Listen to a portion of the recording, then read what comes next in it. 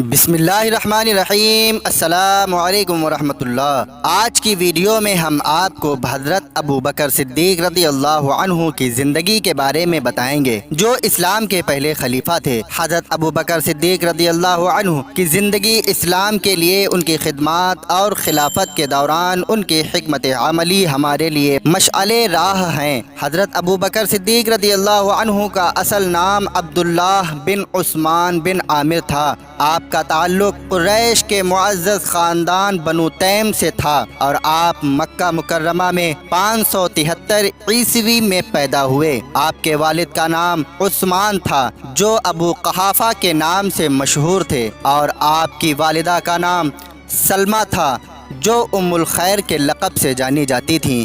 آپ کے خاندان کی شہرت تجارت اور کاروبار میں تھی اور آپ خود بھی ایک کامیاب تاجر تھے۔ حضرت ابو بکر صدیق رضی اللہ عنہ نے سب سے پہلے اسلام قبول کرنے والے افراد میں شامل ہیں۔ آپ حضرت محمد صلی اللہ علیہ وسلم کے قریب ترین دوستوں میں سے تھے، اور جب آپ صلی اللہ علیہ وسلم نے نبوت کا اعلان کیا تو حضرت ابو بکر صدیق رضی اللہ عنہ نے بغیر کسی جھجک کے اسلام قبول کیا۔ آپ کے اسلام قبول کرنے کے بعد آپ نے اپنے مال و دولت کو اسلام کی خدمت میں لگا دیا اور بے شمار افراد کو اسلام کی دعوت دی۔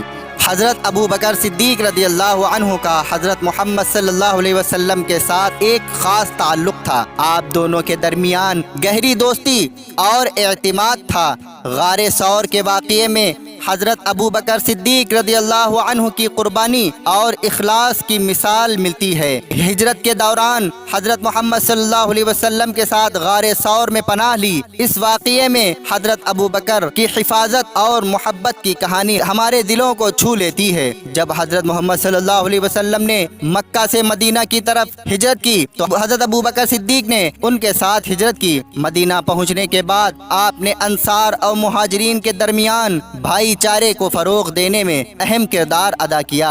آپ نے حضرت محمد صلی اللہ علیہ وسلم کے ساتھ غزوات میں شرکت کی اور ان کے مشیر خاص رہے۔ حضرت محمد صلی اللہ علیہ وسلم کی وفات کے بعد مسلمانوں کو ایک رہنما کی ضرورت تھی۔ صحابہ کرام نے حضرت ابو بکر صدیق کو اسلام کا پہلا خلیفہ منتخب کیا۔ آپ کی خلافت کا آغاز ایک مشکل وقت میں ہوا جب مسلمانوں کو اندرونی اور بیرونی چیلنجز کا سامنا تھا۔ حضرت ابو بکر صدیق کی خلافت کے دوران ارتداد کی جنگیں لڑی گئیں، جن میں آپ نے مرتدین کو شکست دی اور اسلامی حکومت کو مضبوط کیا۔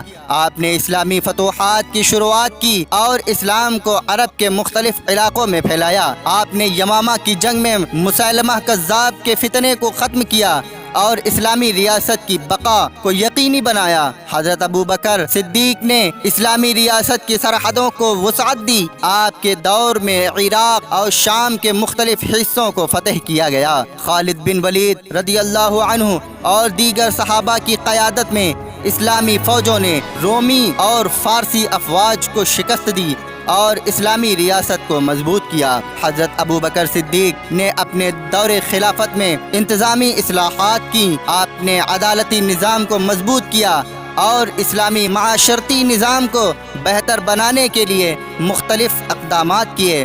آپ نے زکوٰۃ اور دیگر اسلامی فرائض کو نظام میں شامل کیا اور عوام کی فلاح و بہبود کے لیے مختلف منصوبے شروع کیے۔ حضرت ابو بکر صدیق کی حکمت عملی کی خصوصیت یہ تھی کہ آپ نے ہمیشہ اسلامی اصولوں کی پیروی کی۔ آپ نے مشاورت کو اہمیت دی اور اپنے ساتھیوں کے ساتھ مشورے سے فیصلے کیے۔ آپ کی حکمت عملی میں عدل و انصاف اور اخلاص نمایاں تھے۔ حضرت ابو بکر صدیق کی تعلیمات اور مشہور خطبات آج بھی ہمارے لیے رہنمائی کا ذریعہ ہیں۔ آپ کی وفات کے بعد حضرت عمر بن خطاب رضی اللہ عنہ نے خلافت سنبھالی اور آپ کی حکمت عملیوں کو جاری رکھا۔ حضرت ابو بکر صدیق کی وفات 634 عیسوی میں ہوئی۔ آپ کی وفات کے بعد حضرت عمر بن خطاب رضی اللہ عنہ को मुसलमानों का दूसरा खलीफा मुकर्रर किया गया। हज़रत अबू बकर की वफ़ात के बाद भी आपकी खिदमत और कुर्बानियाँ हमेशा याद रखी जाएंगी। हज़रत अबू बकर सिद्दीक़ रज़ियल्लाहु अन्हु की शख्सियत में बेपनाह खुसूसियात थीं। आपकी सादगी, तक़वा, इखलास और दयानतदारी की मिसालें दी जाती हैं। आपने हमेशा अपने ज़ाती मफाद को पीछे रखा और इस्लाम की खिदमत को तरजीह दी। नाज़रीन, हज़रत अबू बकर सिद्दीक़ रज़ियल्लाहु अन्हु की ज़िंदगी और उनकी खिदमत हमारे लिए मशअल राह हैं।